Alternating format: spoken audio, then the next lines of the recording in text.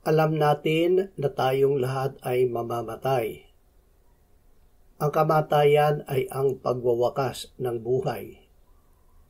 Ibig natin na humaba ang ating buhay. Kapag ang buhay ng sino man ay umikli, sinasabi natin na siya ay namatay nang wala sa oras. Tinatawag natin ito na untimely death o wala sa oras na kamatayan. Totoo ba na may wala sa oras na kamatayan? Ang Diyos ang nagbigay sa atin ng ating buhay na pisikal at espiritual. Nasa malayang kapangyarihan at pagpapasya niya ang itatagal nito. Hindi ang haba o ikli ng buhay ang mahalaga sa Diyos at sa mga sumasampalataya sa Kanya. Ang mahalaga ay ang Diyos na walang hanggan, na may-ari at may hawak ng ating buhay. Ang 1 segundo o 100 taon ng buhay na nasa kamay at pag-aari ng Diyos ay buhay na walang hanggan dahil ang Diyos ay walang hanggan. Huwag nating paikliin ang ating pakinabang sa buhay na ito dahil sa pagtatalo tungkol sa bubunting bagay. Marami ang nagtatalo kapag dumarating ang Kwaresma. May naniniwala na makakain nila ang kahit ano at hindi nila kinakailangang mag-obserba ng mga alituntunin ng mga mahal na araw. Huwag nating pingasan ang pananampalataya ng bawat isa tungkol sa isyung ito. Nangyari ito sa mga taga-Roma. Kaya't sinabi sa kanila ni Apostol Pablo, ang mahina sa pananampalataya ay tanggapin ninyo, hindi upang mag-away tungkol sa mga kuro-kuro. May taong naniniwala na makakain ang lahat ng mga bagay, ngunit ang mahina ay kumakain ng mga gulay. Huwag hamakin ng kumakain ang hindi kumakain, at ang hindi kumakain ay huwag humatol sa kumakain, sapagkat sila'y tinanggap ng Diyos.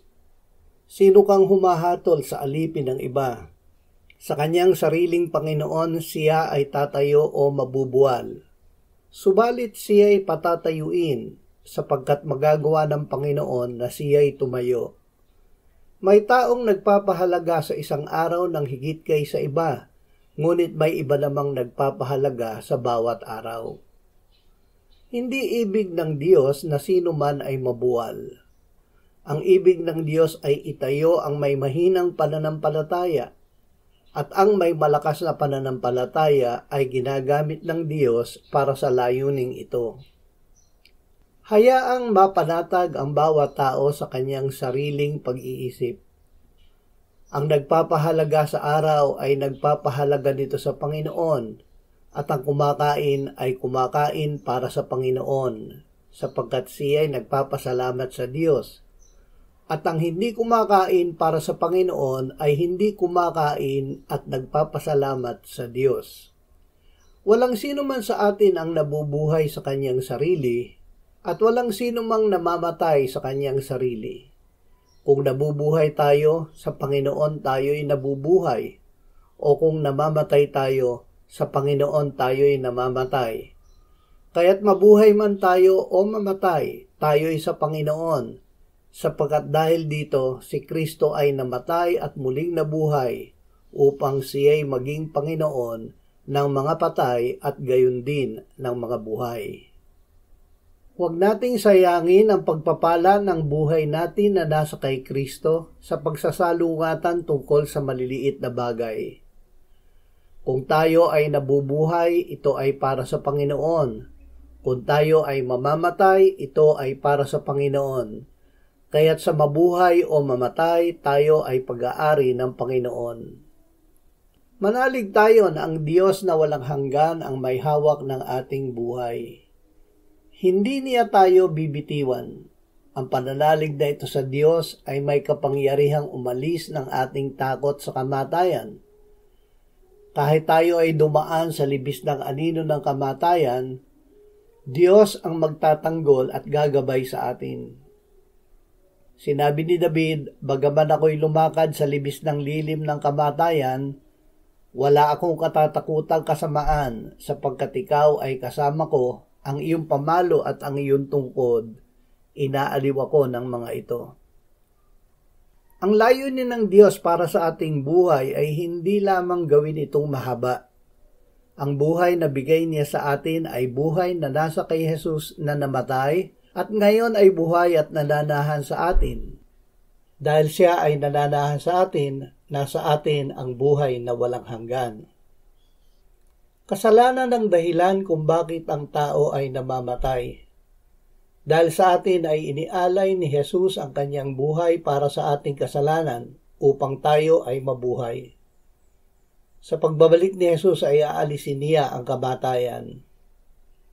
Sinabi ni Apostol Juan na ito ang kanyang narinig sa pagdating ng bagong langit at bagong lupa. Masdan ninyo, ang tabernakulo ng Diyos ay nasa mga tao, siya ay maninirahang kasama nila at sila'y magiging bayan niya. Ang Diyos mismo ay makakasama nila at siya'y magiging Diyos nila.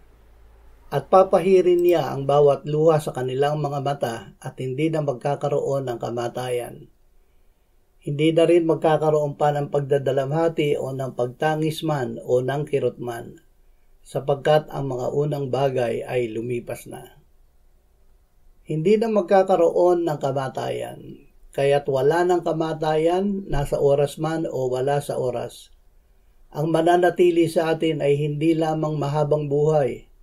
Ang mananatili sa atin ay ang buhay na nasa Diyos kay Kristo Jesus na nananahan sa atin. Ito ang buhay na walang hanggan kasama ang kasaganaan nito.